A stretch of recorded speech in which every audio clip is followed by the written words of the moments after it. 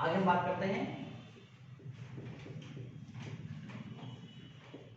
De Broglie hypothesis.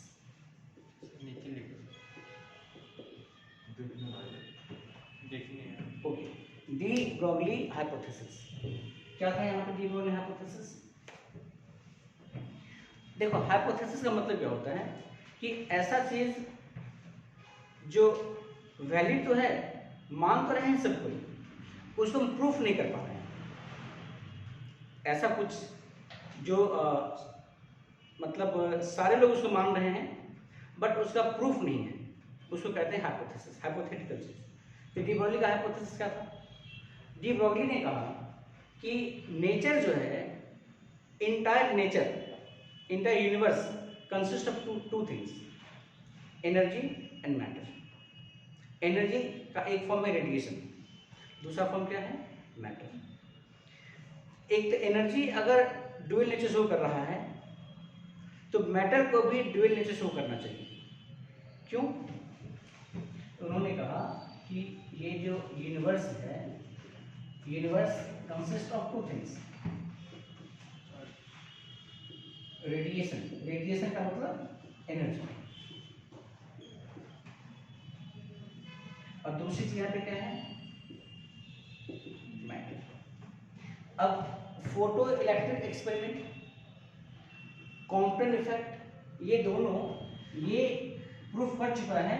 यहाँ पे wave nature भी है, यहाँ पे पार्टिकल नेचर भी है। It means radiation source, dual nature, ये चीज यहाँ पे हो चुका है। तो अब डी ब्रॉगली ने कहा कि अगर यूनिवर्स इन दोनों चीज का बना हुआ है और ये अगर ड्यूअल नेचर शो कर रहा है तो nature always loves symmetry, nature likes symmetry. तो यहाँ तो सिमेट्री नहीं है। अगर ये ड्यूअल नेचर शो कर रहा है तो मैटर को भी ड्यूअल नेचर शो करना चाहिए। क्या मतलब? मतलब ये कि मैटर में पार्टिकल नेचर तो है ही, डेफिनेटली यहाँ पे वेव नेचर भी होना चाहिए। ये बात डी ब्रॉगली ने कहा, यहाँ पे डेफिनेटली वेव नेचर भी होना चाहिए। इसीलिए होना चाहिए, इसीलिए उनके बात को हाइपोथेसिस कहा गया। बाद में एक साइंटिस्ट थे जिनका नाम था डेविसन एंड जर्मर, दो साइंटिस्ट थे। इन्होंने बाय एक्सपेरिमेंट ये प्रूफ किया कि यस, मैटर में वेव नेचर है। आप लोग पढ़े होंगे 11th के केमिस्ट्री में, electron shows dual nature, but electron तो पार्टिकल है, प्योर पार्टिकल है, मास भी है, वेलोसिटी भी है, मोमेंटम है, काइनेटिक एनर्जी है, सब कुछ है उसमें।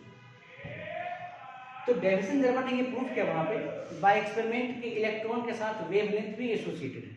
It means electron wave nature भी है, सो इलेक्ट्रॉन शोज ड्यूअल नेचर।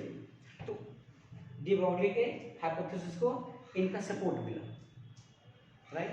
और तब हम यहाँ पे बात कर रहे हैं मैटर के ड्यूअल नेचर का। अब जब डी ब्रॉगली ने कहा कि matter should show wave nature, तो उन्होंने इसके सपोर्ट में कुछ बातें भी कहा। क्या बातें कहा उसको देखो। अच्छा, जिस वेव की बात डी ब्रॉगली ने कहा कि मैटर के साथ वेव एसोसिएटेड है, जिस वेव के बारे में डी ब्रॉगली ने कहा कि मैटर के साथ वेव एसोसिएटेड है, उस वेव को नाम दिया गया मैटर वेव, और उस वहां जो वेव लेंथ है उसको नाम दिया गया डी ब्रॉगली वेव लेंथ। क्या नाम दिया गया? उन्होंने कहा कि अगर कोई पार्टिकल मूव कर रहा है, लाइटर पार्टिकल, माइक्रोस्कोपिक पार्टिकल, अगर मोशन में है तो उसके साथ वेव एसोसिएटेड है, और वेव अगर है तो वहां पे डेफिनेटली वेव लेंथ भी होगा, और वेव लेंथ है तो उसका फॉर्मूला मैंने बताया कि lambda is equal to h upon में m।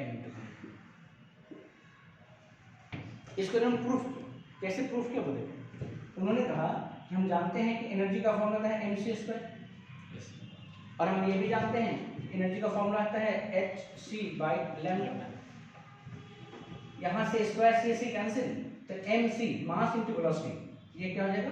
मोमेंटम। p h/λ। वही बात यहाँ पे 1।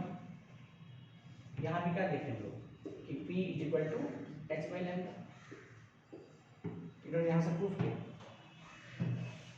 अब इनका जो यहाँ से न्यूमेरिकल कैसे करोगे उसको देखो एक बार।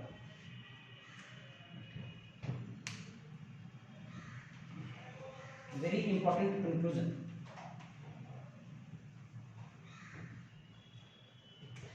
आप यहाँ पे देख रहे हैं कि lambda is equal to h upon में पी, ठीक है।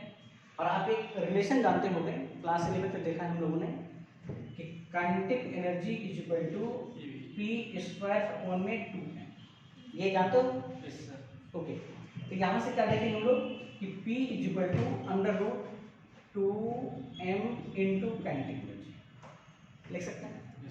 तो यहाँ से लैम्डा इज इक्वल टू, जहाँ पे h अपॉन में p लिखते हो, क्या वहाँ पे आप h अपॉन में p के बदले में अंडर रूट 2m इंटू के लिख सकते हो, लिख सकते हैं। अब ये जो काइनेटिक एनर्जी है पार्टिकल के पास, मैटर के पास, वो कई तरीके से हो सकता है। ये तो काइनेटिक हमने लिखा हाफ mv स्क्वायर के फॉर्म में, क्योंकि मोमेंटम वहीं से ले रहे हैं हम लोग। अगर किसी पार्टिकल, किसी बॉडी के पास काइनेटिक एनर्जी इलेक्ट्रिकल एनर्जी के फॉर्म में हो, अगर किसी पार्टिकल के पास काइनेटिक एनर्जी इलेक्ट्रिकल एनर्जी के फॉर्म में हो, मतलब if kinetic energy is equal to charge q into v, v यहाँ पे क्या होगा? पोटेंशियल डिफरेंस, पता है। उस कंडीशन में लैम्डा इक्वल टू क्या हो सकता है? h अपॉन में अंडर रूट 2m, जहां पे k की बात करेंगे वहां पे हम क्या लिखेंगे? कई बार आपसे न्यूमेरिकल पूछा जाता है कि लैम्डा प्रोपोर्शनल टू 1/√v। आप अगर लैम्डा और 1/√v के बीच ग्राफ ड्रॉ करोगे तो ग्राफ क्या होना चाहिए? अब देखो लैम्डा यहाँ पे 1/√v, दूसरा मैं दे रहा हूं ये √v और लैम्डा। क्या दोनों सेम थिंग है? क्या दोनों ग्राफ सेम नेचर का होगा? नहीं होगा सेम नेचर का। यहाँ पे ये y प्रोपोर्शनल टू x के फॉर्म में है, तो यहाँ का ग्राफ क्या होगा? Straight line. यहाँ का स्लोप क्या देगा हमें? एक स्लोप, ठीक है। अब देखो यहाँ पे ये जो रिलेशन है, इस पे बेस कई सारे ग्राफ्स आपसे पूछे जा सकते हैं। अब ग्राफ की मैनिपुलेशन कैसे हो सकती है उसको देखो।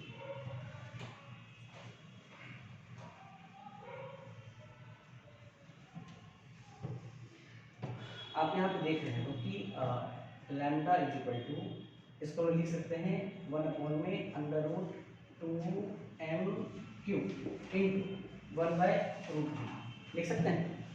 अब ये जितनी चीज यहाँ पे सारे कांस्टेंट का फॉर्म है, तो लैम्डा प्रोपोर्शनल टू 1/√v लिख सकते हैं। अब अगर जैसे y प्रोपोर्शनल x, तो ग्राफ कैसा होता है? Straight line. यहाँ पे ग्राफ क्या होगा? अगर हम लोग इस तरीके से ले रहे हैं, ये 1/√v और ये लैम्डा, तो ये स्ट्रेट लाइन, ठीक है। इसी ग्राफ को अगर हम चाहें तो ऐसे भी मैनिपुलेट कर सकते हैं कि आप इसको लिख लो लैम्डा स्क्वायर और इसको लिख लो 1/v, तब भी चलेगा, तब भी यही ग्राफ होगा। अगर ग्राफ आपसे पूछा जाए कि ग्राफ बिटवीन, यहाँ पे हम लोग ले रहे हैं लैम्डा और यहाँ ले रहे हैं √v, तो यहाँ पे लैम्डा और यहाँ पे √v, अब ग्राफ क्या होना चाहिए? कैसा? अब आपको ये देखना होगा ना कि लैम्डा यहाँ पे क्या दिखेगा? Lambda into √v is equal to constant है ना, तो ग्राफ कैसा होना चाहिए? आप याद होगा कि ग्राफ काफी फिगर से आप पढ़ेंगे v is equal to constant. तो अब ये सब क्या है? यही सब थोड़ा सा हाई लेवल, ऐसे क्वेश्चन पूछ लेते हैं तो बच्चों को लगता है ये कहाँ से पूछ लिया। और फिजिक्स का मतलब ये है, जब आप प्रैक्टिस करते हो तो टॉपिक तो समझ में आ गया, आप इस पे क्या क्या ट्विस्ट करके क्वेश्चन बन सकते हैं, आप उसको देखिए। तो ये पूरी कहानी हो गई आपकी dual nature of radiation material. Clear? Now of.